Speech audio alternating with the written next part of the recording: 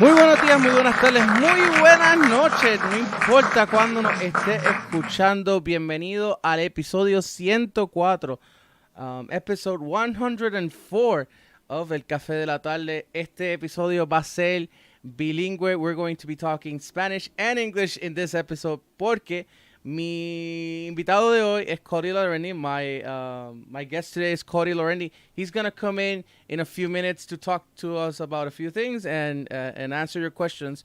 Él va a venir ya mismo para hablar con nosotros y dar contestar algunas preguntas, pero nosotros tenemos lo usual, ¿no?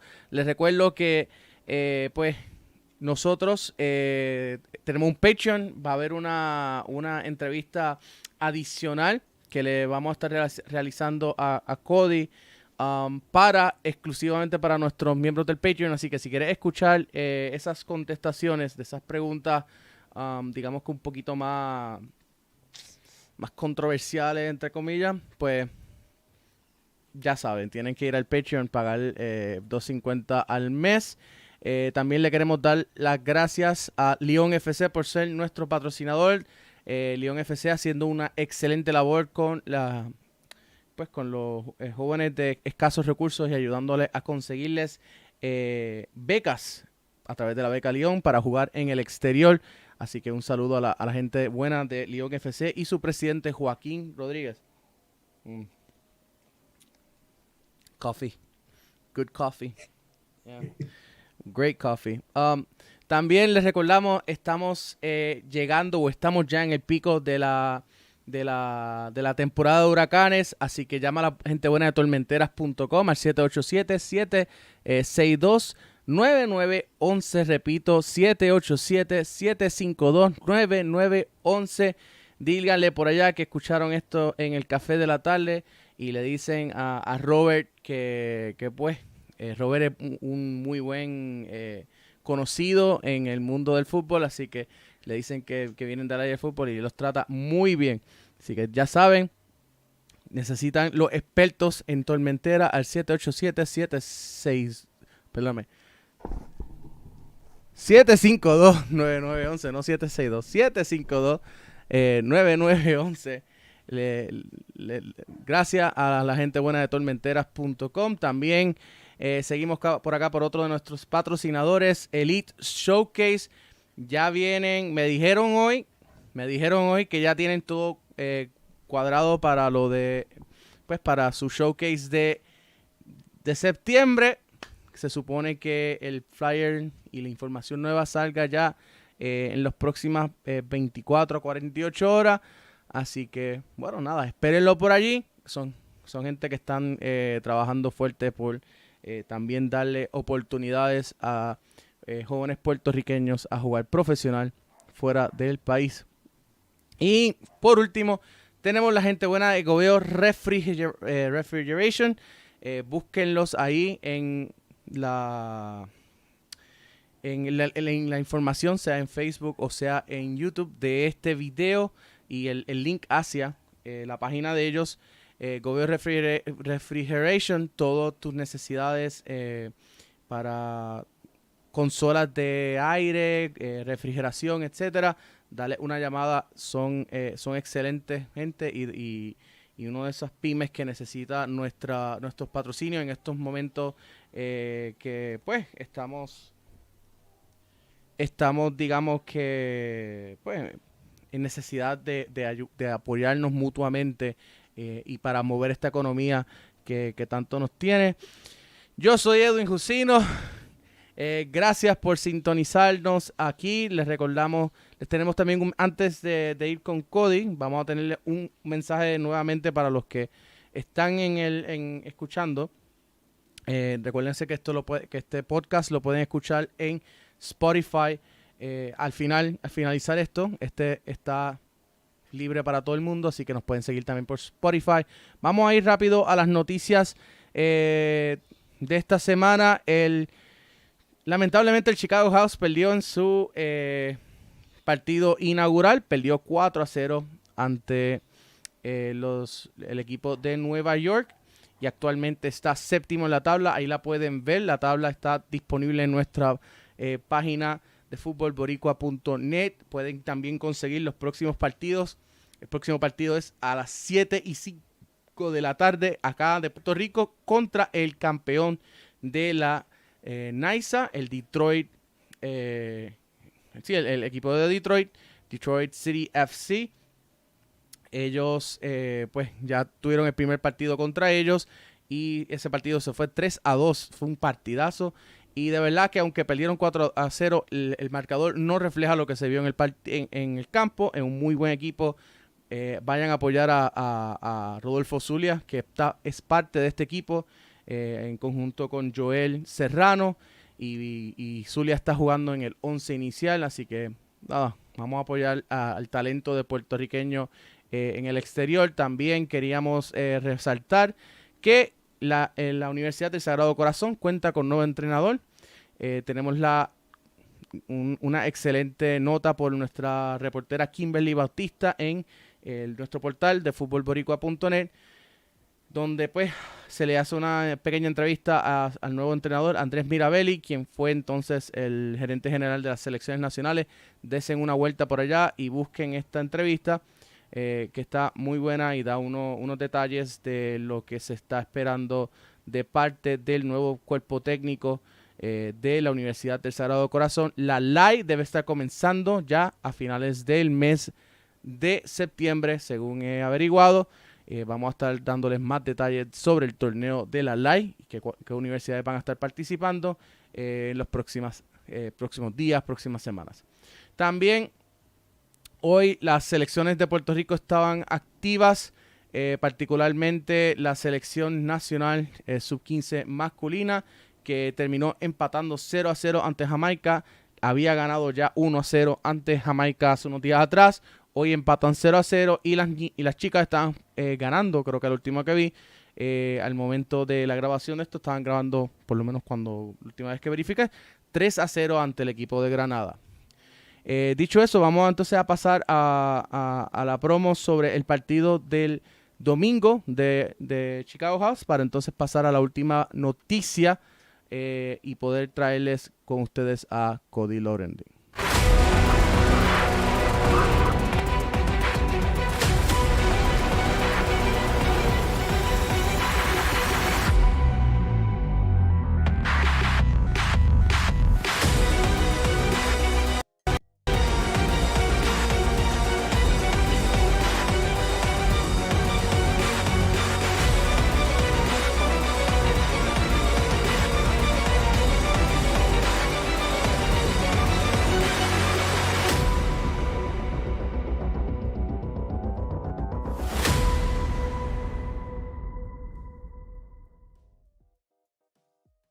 Bueno, ahí vieron, ahí saben que ya, aunque dice a las 6 de la tarde, es 6 de la tarde, hora de Chicago, acá es a las 7:05, hora del Atlántico.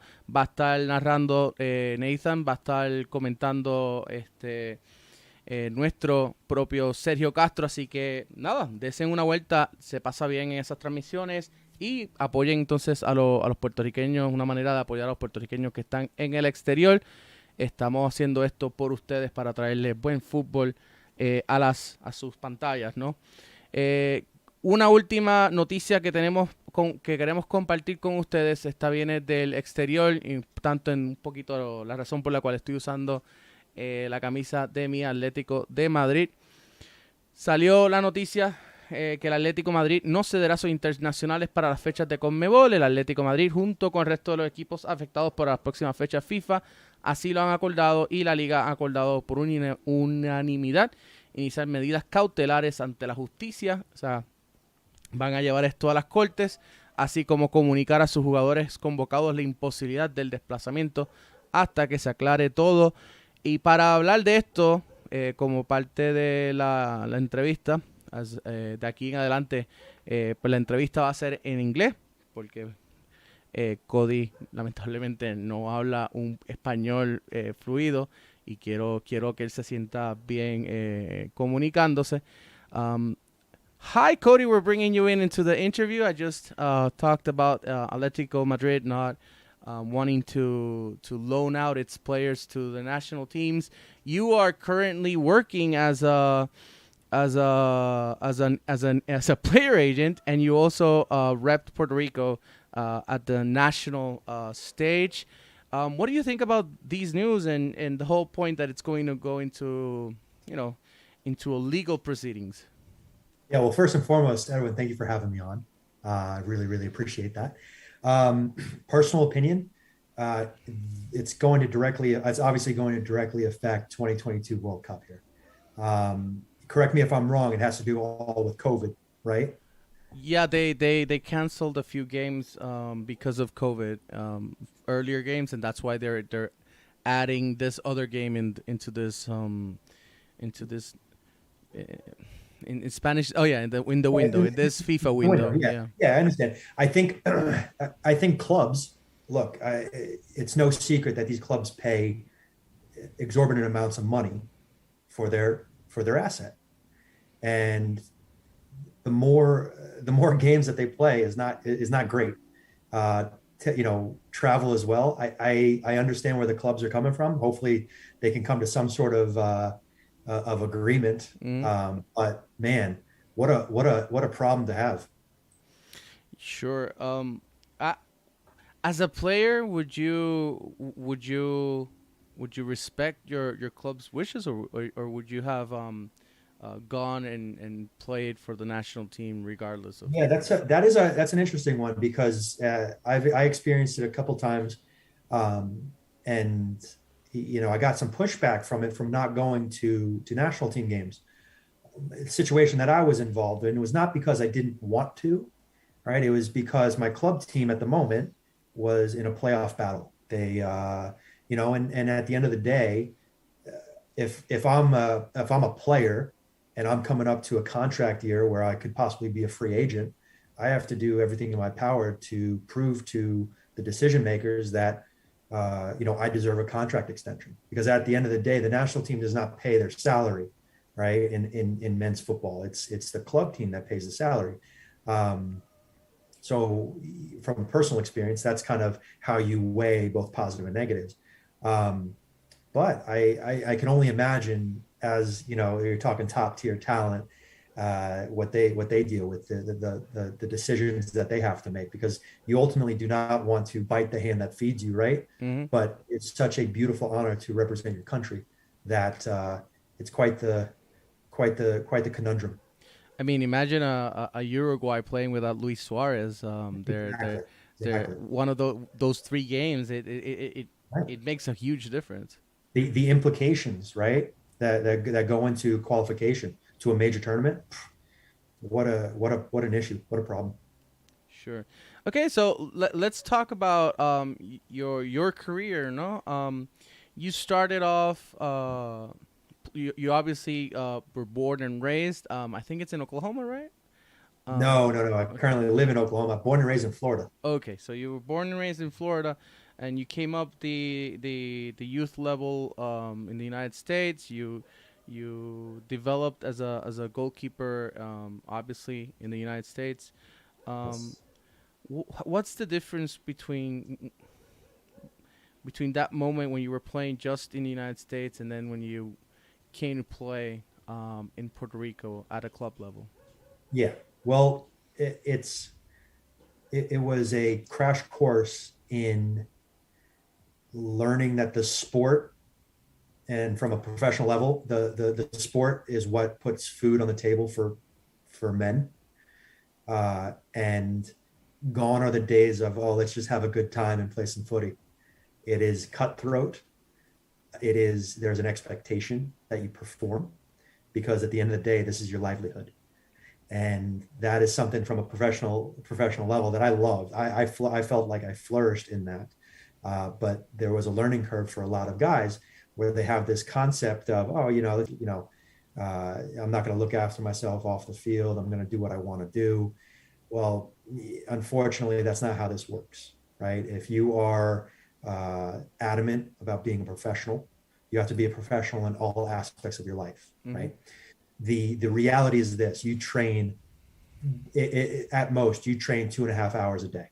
Okay, that leaves you over 20 plus hours in the day that you have time on your hands. So the true professional is not necessarily how they do at training; it's how they spend the rest of their time. Mm-hmm. Does that make sense? Yeah.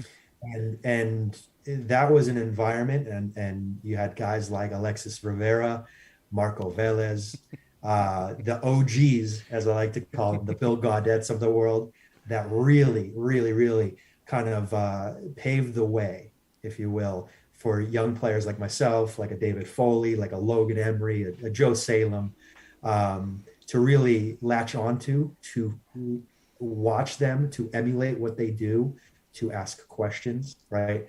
And that environment led to success. Mm-hmm.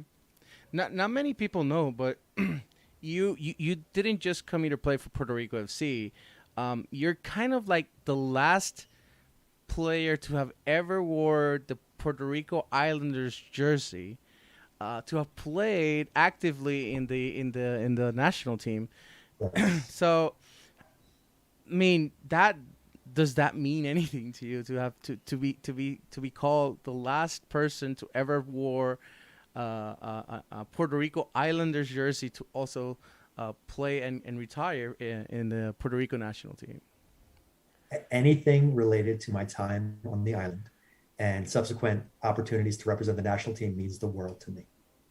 I didn't know that. Actually, that makes sense now thinking about the guys who have come before me. Mm-hmm. But that team, the setup, the coaches, how soccer was in North America at that time, 2010, 11, and 12. Mm-hmm. What a time that was. And I think you look back on it, it was such a great experience. And I wish if you can do, the revisionist history, if you can go back in time, I wish that, the Islanders kept the momentum going. I mean, they were North America's representation in CONCACAF. That alone, from a promotional standpoint, should have been enough to keep the ship afloat, if you will. Mm-hmm. Unfortunately, it wasn't. But nothing but honor and privilege, being able to wear the Islanders jersey and then obviously wear the national team jersey. Have you ever been, I don't know, just walking around and people come up to you and say, "Oh, you're that guy who played for the Islanders," Has that happened to you, at least in Puerto Rico or places where where there's a large Puerto Rican community, and they automatically they notice you and they recognize you? Yeah, well, the one time that I can remember it happening was actually back home in Florida. We had a Puerto Rican Day parade. Mm-hmm. At and my mom will get a kick out of this. Somebody at that parade recognized me. It was a very unique situation, but they had followed the team a little bit while I was there, and they put two and two together, and it was a very, very, very sweet moment. Cool. Do you still have your Puerto Rico Islanders jersey? Of course. I actually sent one out to a sports writer. I want to say a year or two ago. They're in high demand, so I'm holding on to that. I value that. I mean, the sacrifice, blood, sweat, and tears, to be as cliche as you possibly can be, that means something. So to have those jerseys and have them hung up in my closet back home is it means a lot. Okay, so let's talk. How did the decision, or how did the process of you nationalizing and deciding to come to play for Puerto Rico happen? So because I spent time at the time, I think it was 3 years, on the island, it did qualify me to become naturalized. I had thought about it for a long, long time. And, as the team then, folded, I got on with my career. I played in the NASL, then went to the USL. I really wasn't getting much in the way of offers when it comes to the national team until I really became a starter. And that was when I was with the LA Galaxy. Mm-hmm. So I played a bulk of my games that season with the LA Galaxy 2 in the USL. Built my personal profile, and then, looking back on it, I believe I received a phone call in and around that time, gauging interest in representing the national team. And of course, I said, you know what? Absolutely, let's do it. I think I know the person who actually reached out to you, and if I'm not mistaken, it was Homero Gonzalez. I believe so. Yeah. Yes, I believe so. I'm kind of sure it was him, because he was during the second administration of former president Labrador. He was actually the vice president who was in charge of the national team program, and he would personally do the reach outs, and Yes. he would always tell me that after he left the federation, he tells me all these stories, and one of them was technically yours, and I didn't quite put it two and two together in that moment, and then until it hit me, oh wait, this is Cody Laurendi who played for the Islanders, and then it was like, oh okay, yeah. It reminded me. Yes. It was like one of these. Oh, okay. The light bulb Aha. turned on. Yes, Yes, the aha moment. Eureka. Yeah. Yep. No, look, I think being able to represent Puerto Rico as a whole, being able to fight for them, being able to experience, things that only a small percentage of professionals ever experienced, and that's representing a national team. I am forever grateful. And then honestly, that's the motivation really to pay it back in the position that I'm currently in. Did you I don't remember right now, but for who, during which coach did you make your debut for the national team? That's a good question. Oh my gosh, I don't remember.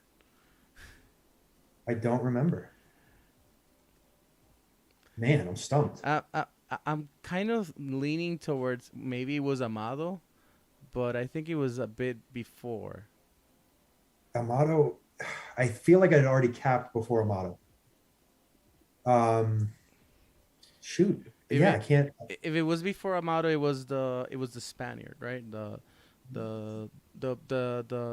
guy who had been with Atletico Madrid. Yes. Well, oh man, I'm blanking on his name. Yeah, me too. Don't worry. That happens. It's part of it's part of the of the human mind. Look, I mean, it kind of shows how many coaches we've had over the years. I mean, and then before him, we had another coach that stayed a few. It's been weird in the sense that we've had around 6 coaches in the last maybe 5 years. I mean, it was, if we think about it, from 2016 on, I think it was Jack. And then after Stefanowski. It starts with Jack, and then it ends with Dave, and all those in between. We had a very bad coach in between too. So there's a question that many of our audience asked, because we opened this up to Yes. to our audience, and they said they wanted to know, why retire if you're so young? I mean, in terms of goalkeeping, you have guys who are goalkeeping all the way up to their 40s, because their body doesn't take as much of a beating versus a player that's on a field player. Why would you retire at the moment where basically when the national team needed you the most? It's like Avatar. When the world needed him the most, he vanished. Well, I think I do believe that there are more than competent goalkeepers that will take. Sure. I mean, Joel Serrano has been a very pleasant surprise. He wasn't the first string. He's going to do great. He wasn't the first string goalkeeper during the Morales years. So when he comes to Sarachan, then actually when you retire, that's when Sarachan then upgrades him to first team. Exactly. But still, the question is, why retire so young? So it is a good question. With my club with Oklahoma City, they didn't renew my contract. I had an option here, and they declined my option. Subsequently, the offers that I had this past offseason, they weren't worth it. It wasn't worth it to keep going because I would essentially have had to start from scratch and not come in as a number one. And frankly, at that point in my career, I am a number one. Mm-hmm. And I, from what I've accomplished from a playing side, I would command the at least the ability to come in and have a fair shot at being a number one, not just being told, no, you're going to be the number two. So that first and foremost was one of the big reasons. Secondly, I recently got married, and my wife and I bought a house here in Oklahoma, and just thinking it wasn't worth it to destabilize our home life Mm-hmm. to continue playing if there wasn't going to be a return on Investment. that sacrifice. Yeah. So I love playing. Don't get me wrong. Um, I, I know I could have played for a couple more years, but at the same time, I also don't want to delay the inevitable. I don't want to be a 40-year-old goalkeeper and then say, okay, well, what am I going to do now? I want to get on with that next part of my life sooner rather than later. I feel like I have an advantage being young Mm-hmm. and moving into the business side of the sport. And ultimately, that's where I see myself being able to positively affect as many people as I possibly can. Okay. So another question that our audience also said is, what would you what would you tell an aspiring young goalkeeper to do? Somebody that is aspiring to actually reach and make it as a professional goalkeeper. What would you be your best advice to them? I would say put yourself in as many uncomfortable situations as you possibly can. Seek out players that are better than you.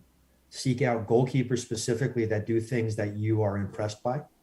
Um, learn, learn from people that are better than you at the position, and look at those type of goalkeepers as is inspiration, not necessarily as competition. That's really important because a lot of players, not just goalkeepers but field players as well, feel like, oh well, I'm on this team and let's talk in the youth sense, and we beat everybody 6, 7, 8, nothing Mm-hmm. every week in and week out. There's no growth there. There's no ability for you as a player to really figure out, okay, what am I actually about when my back is up against the wall, when I face adversity, right? When when I'm having to fight back, playing from behind, or what happens if I make a mistake? How do I react? You gotta learn who you are, and the only way you're going to do that is by challenging yourself, putting yourself in environments that you're going to fail, right? But it's how you are going to respond that is going to help you grow, not just as a goalkeeper, but as a human being. Okay. That's a fair and actually very insightful Thanks. answer. Right? So let's leave your goalkeeping years, your very very good goalkeeping years behind. And let's talk about what are you doing? What are you up to recently? You announced that you're basically dedicating to becoming a player agent. Yes. So what have you been doing with these past months? Are you in an agency, or are you doing this by yourself? Are there any players? Are there any but equal players in your in your you know in your Yes. list of representation? Absolutely. Yeah. So I'm a full-time players agent. I still do some youth coaching. I'm about to launch a podcast as well here in Oklahoma City. So I've got my hands in a couple different things, trying to stay as busy as possible. Um, I do work for an agency called First Team Soccer Agency. Um, we mainly work within the USL, MLS, and a bit in Canada. Mm-hmm. We have some connections overseas as well, so we're trying to grow that. Um, we represent, I'd say, close to, I'd say roughly, 50 to 75 players, um, and trying to utilize the connections that I've made over the years. You know, a lot of former teammates are now coaches, or decision makers in front offices of clubs. And frankly, there's been a lot of bad advice given to younger talent as to what they have to do. You know, there's been, you know, empty promises from agents, and that's why they get the bad rap, I think, because they overpromise and underdeliver. But I'm working alongside two really great individuals, and just, you know, trying to grow my name on the business side, do right by the players first and foremost, and help people achieve their dreams. What are some of the misconceptions that you think that are out there in regards to, you know, to what they're told, what players are told, you know, what are the bad advices that some players are told, that you think that they should know beforehand? Right. Yeah. Yeah. Well, first of all, and I'm speaking from experience here, no player should be signing with an agent until the agent actually brings them opportunity. There's a lot of guys that I've seen over the past couple of months that will sign with an agency, but the agency hasn't done anything for them. Right. I am incentivized in this to provide opportunity for the player. Right. And there's a lot of players that believe they're told, oh, well, you got to sign with me and then I'll get you the opportunity. Very rarely does that ever happen. Right. The 1% of the 1% you can do that with. But some bad advice would be like, you know, you should definitely go second division to some obscure European country, and go on trial instead of coming to the USL. Um, people give advice, and it's not based in experience. It's, I think, based in an extreme naive nature of what they think the business is. So I've experienced quite a lot of that, and just trying to be upfront and frank and honest with players and saying, look, like you're going about this all wrong. First and foremost, the opportunities are few and far between. You have to capitalize on those. So the margin for error is none, right? And actual employment opportunities are low. So you have to basically go above and beyond to justify why you deserve an opportunity over another player. And I think the main thing is the perspective is from a lot of this generation is that it's easy, that I'm just going to go to some top team and I'm going to, I'm going to be on top of the world. And that's not the reality. The reality is most football in this world is lower division football, and you have to grind and you have to love it and you have to live it and you have to sacrifice for it. Right. And there's no given in any of this. It's every single day you are essentially fighting for your spot, fighting for your position, like I said earlier in the podcast, to put food on the table. So it weeds out a lot of those players that think they like the idea of being a professional versus the ones that are actually going to live it. So I know, for example, or yeah, from a very primary example, I help in Football Boricua. We have this service where we create video profiles for players that are interested in them, you know, whether they want to use it for, you know, a professional setting or going to the university. We create them. So I managed to help this player out, and he got a trial in 2017. Curiously, during the months where Maria actually affected Puerto Rico. Wow. Right. So he wasn't in Puerto Rico for Maria. He was in Spain, actually, in San Sebastián de los Reyes. He was also a goalkeeper. Okay. He went. He did his trial. He had an experience.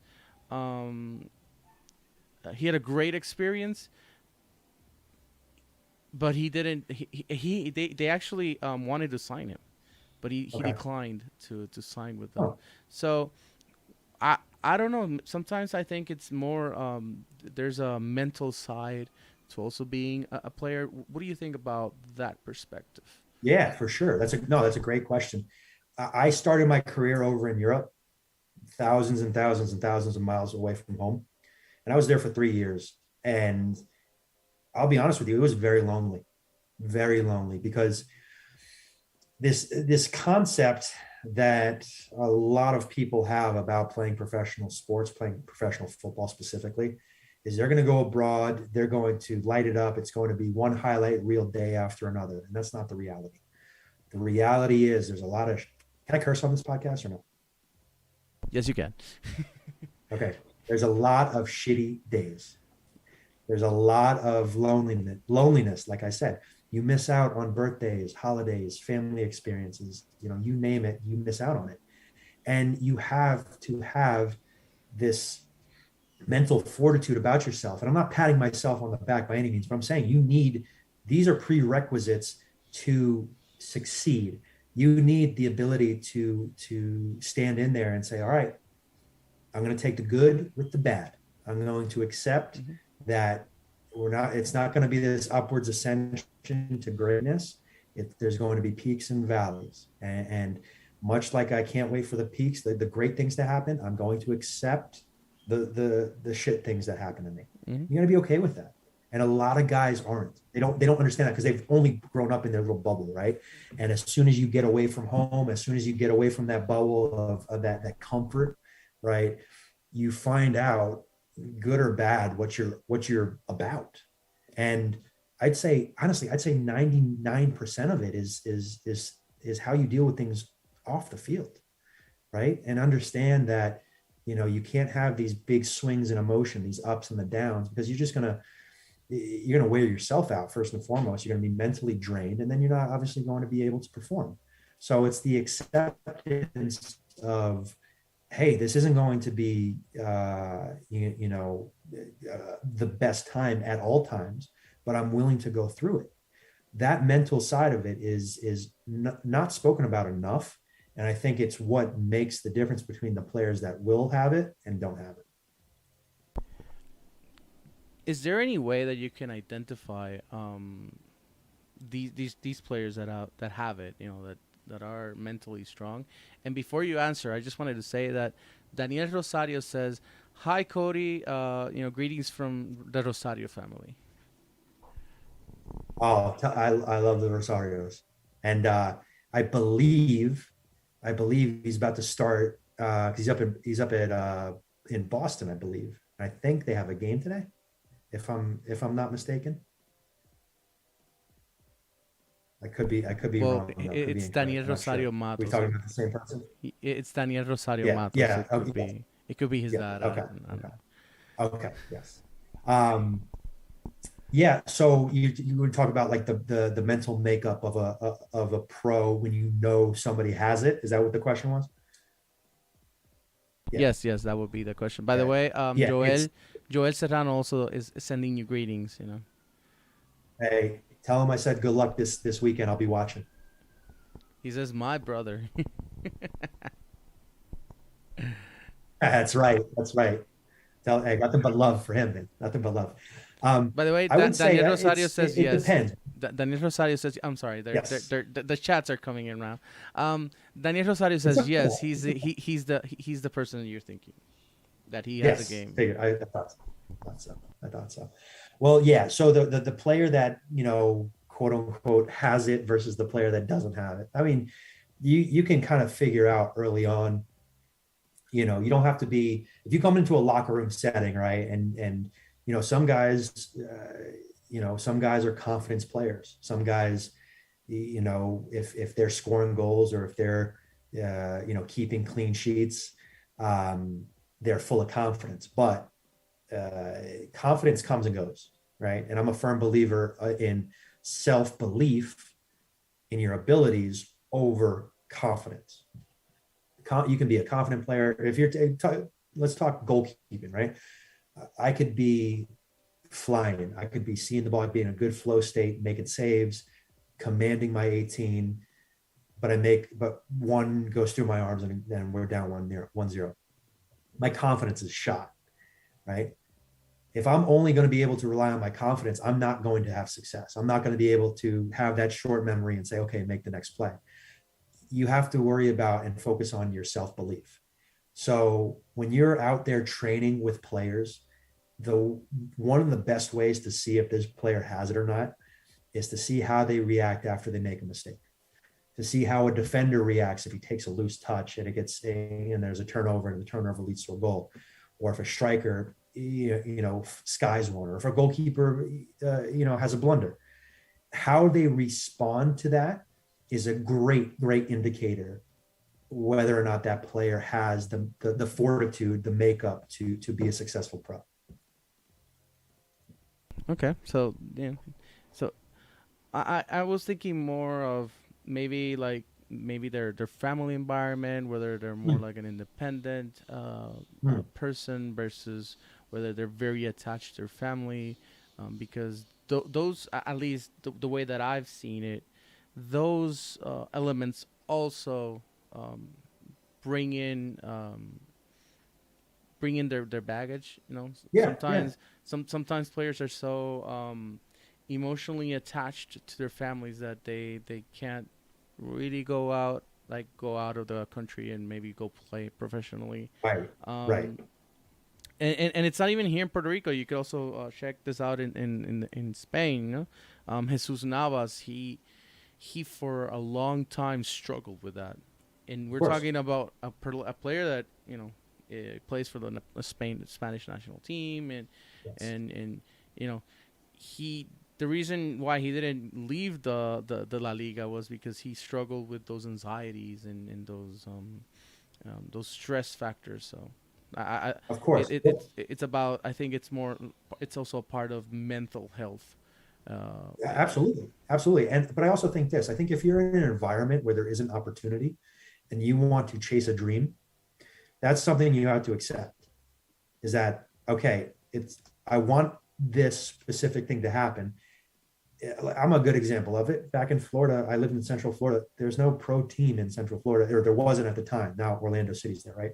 There wasn't an Orlando City when I was playing, right? So you have to accept the fact that the sacrifice of not being in your home environment, not being around your family, ultimately will lead to you achieving your goals and achieving your dreams. And unfortunately, that is a sacrifice that people have to make. Because if not, you're just left with, oh, I woulda, coulda, and I shoulda, instead of, hey, I went for it. And I'd much rather live a life of, hey, I went for it. If it didn't work out, it didn't work out. Then, ah, man, I wish I coulda or I shoulda, or now I'm kicking myself because I didn't take advantage of an opportunity strictly because I was fearful of leaving the home environment. No, you have to get out.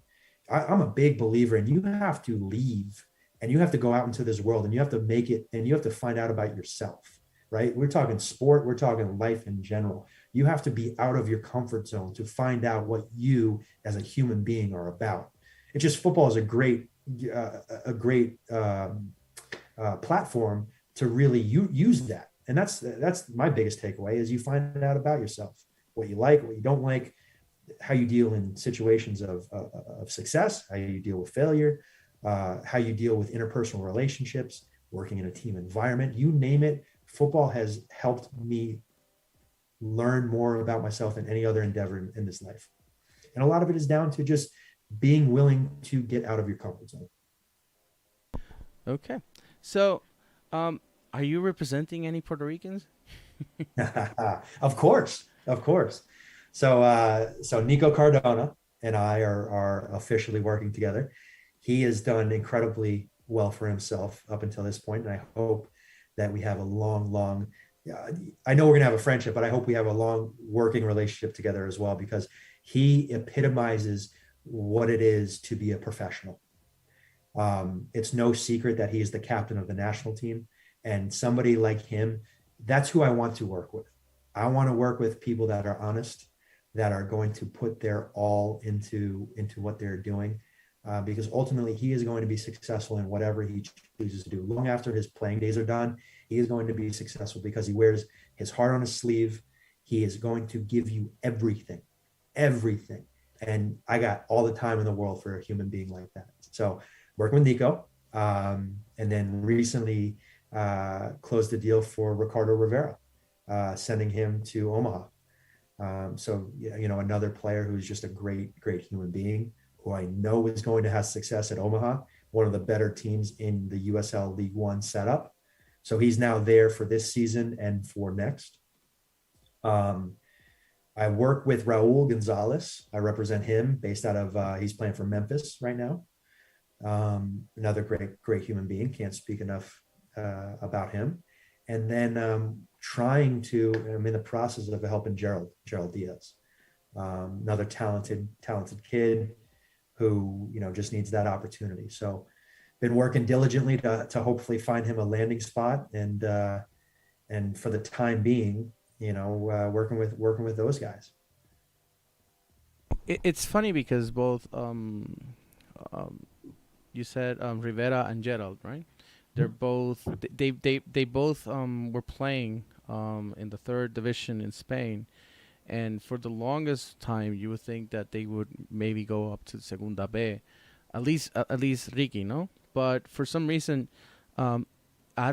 maybe it's because he wasn't being represented correctly or being marketed correctly. He just would stay playing at the third division, which is really the fourth division in Spain.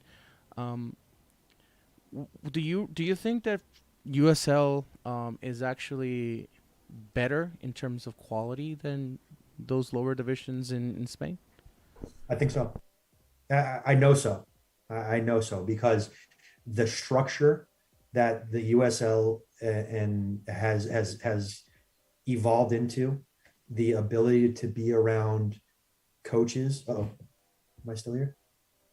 Can you hear me? Yes, I can hear you. Okay, so the ability to be in an environment around grown men, the ability to be around decision makers and coaches that have been in and out of the MLS or throughout the USL Championship or League One, you name it.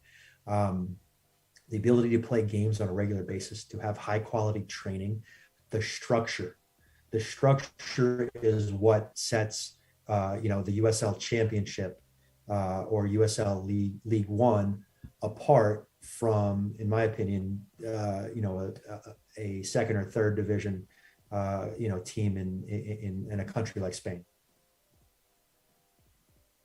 Cool. Like they would say in Brooklyn Nine-Nine. Cool. So I have a few questions. We're just saying that we're rounding up into the end of this this public podcast. Just reminding everybody that we're going to have a Patreons only shorter version or an extended version podcast for the Patreons. But here's a question. What do you think are maybe the 5 or 6 the Puerto Rican players that are coming up that are not represented by you? Yeah, I'm trying to because I'm not gonna.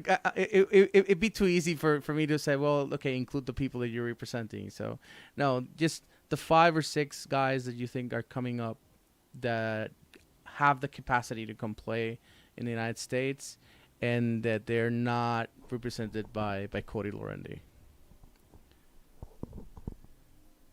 Are you there? Well, first and foremost, I'm here. Can you hear me? Yes. Okay.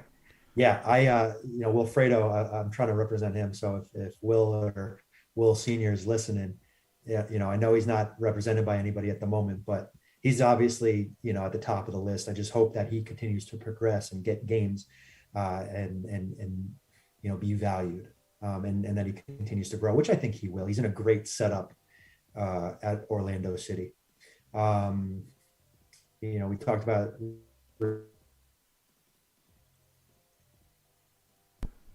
Yeah, we're having a bit of a technical difficulties with the internet for Cody. So just to remind everybody, while Cody's internet stabilizes, that we will be having the of college. There we go. So we're going to try to get Cody back.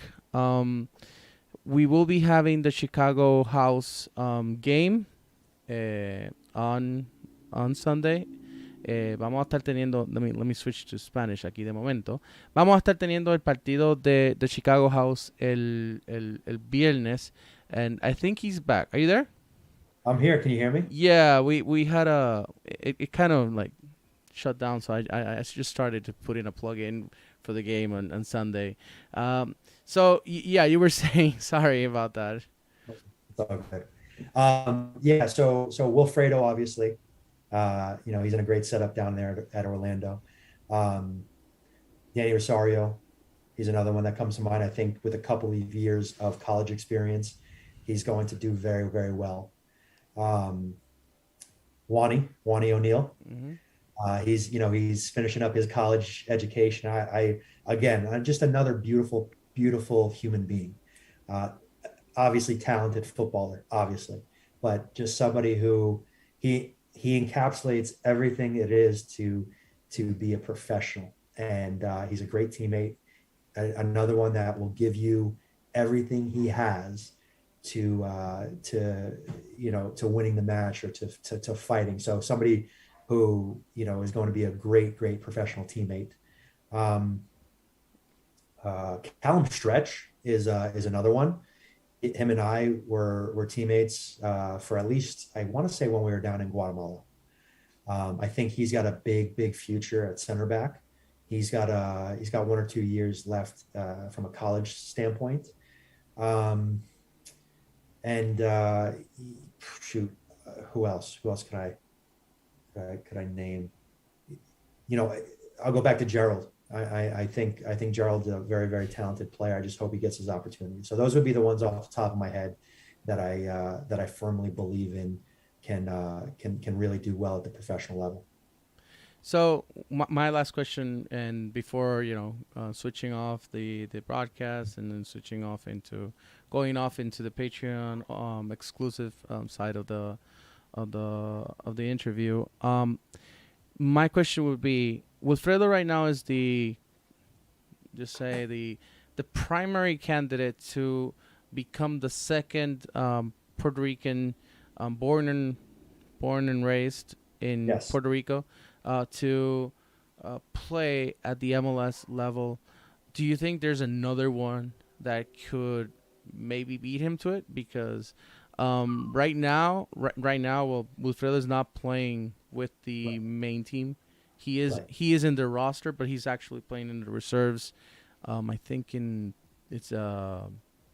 in the UPSL or some other. Yeah, I think, and this is not to be, I'm not, by no means am I being negative here, but he's a talent, but the talent needs to play often, and it needs to, like we talked about a bit ago, needs to be in an environment professionally during games where he's being tested. I don't know if that level is necessarily benefiting him at the moment, but I could be wrong. I could be wrong. I know he's in a great training environment, but training is one thing. Games are a whole another aspect. Man, I really don't know, because I don't know too much about this next generation of player, the younger player. I would say, I'm partial, but I'd be interested to see, Ricky's development in the USL. I think he's young enough. He'll get stronger. He'll get more comfortable with the league. Everybody's looking for a goal scorer. The fact that he wouldn't count as an international is a massive factor. So I would say over the next 2 years, year or two, I would look for Ricardo to make some serious noise, not only in the USL League One level, but also think that he'd be pushing for a USL Championship club to come in and buy him, if not get an MLS opportunity. But I'm partial. So, well, you can be partial. I mean, you are his agent. So this would be the final question before we head into the Patreon only side of this interview. Why do you think that the USL or NISA, USL or even the MLS hasn't haven't devoted more time into going to Puerto Rico and scouting out more players, because as you say, they don't count as international. Correct. And they can recruit them at an early age and take them, give them studies opportunities over in the States, and they can actually develop these players and actually sell them over to Europe, particularly the MLS, that has become an export, a very highly valued exporting talent league. Why do you think that this is like this? Why hasn't the USL, the NICE just recently started recruiting? They just recruited 2 players to play in their league, but only one of them is actually playing in their starting 11. We're seeing more players going to the USL, but why not more?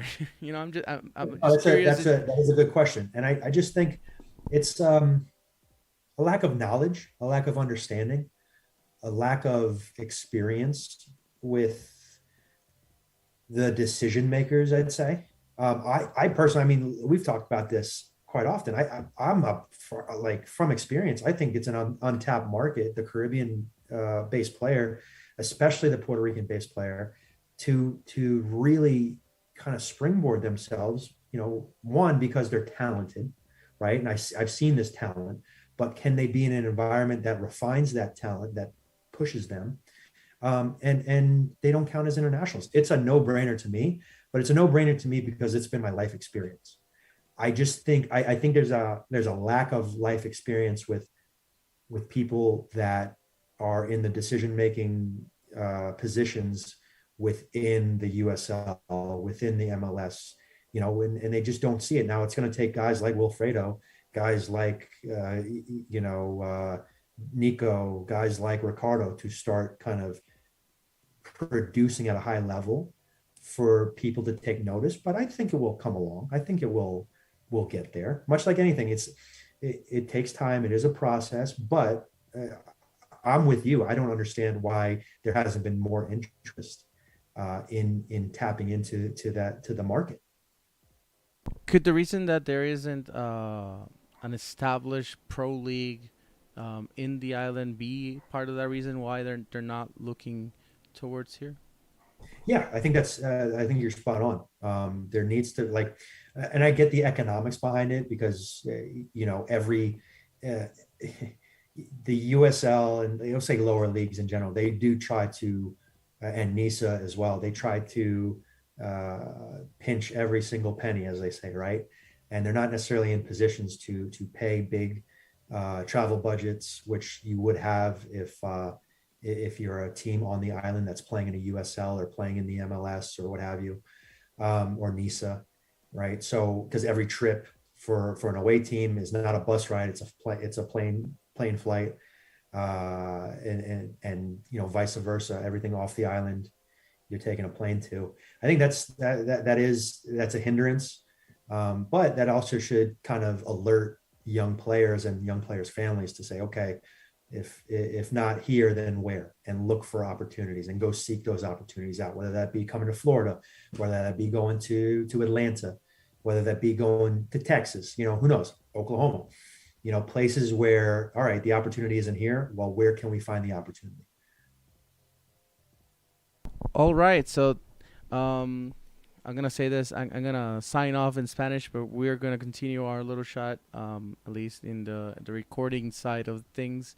Esto ha sido todo por hoy. Le damos las gracias a todos los que nos han sintonizado. Y recuerden, vuelvo y les repito, el juego del Chicago House ante el Detroit City FC a las 7 de la noche va a ser un partidazo. No se lo pueden perder. Y no se pueden perder a Rodolfo Zulia, que va a estar, que esperamos que tenga su cuarto partido en el 11 inicial.